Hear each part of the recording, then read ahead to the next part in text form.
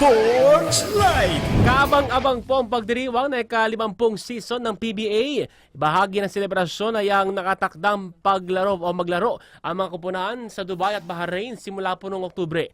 Ayon kay Commissioner Willie Marshall, isang laro ang gaganapin sa Dubai sa Oktubre habang posibleng 2 laro naman ang masaksihan sa Bahrain sa Disyembre. Katatapos lamang po ni Marshall sa Dubai kung saan siya nakipagpulong kina Ellie Flemings. Ayun partner, Ellie Flemings ng Dubai Basketball at Mark John Carr ng Coca-Cola Arena Dubai sa gitna po ng Basketball Champion League Asia kung saan lumahok ang Meralco Bulls bilang kinatawa ng PBA. Bukod po sa Dubai at Bahrain, may mga paanyanya rin mula sa Qatar at Saudi Arabia na mag-host ng mga laro sa susunod pong taon. Magugulat ang dati nang nagdaos sa exhibition matches ang PBA sa Bahrain at Saudi habang ang Dubai ay naging venue ng official pong PBA Games noong 2019 Governors Cup.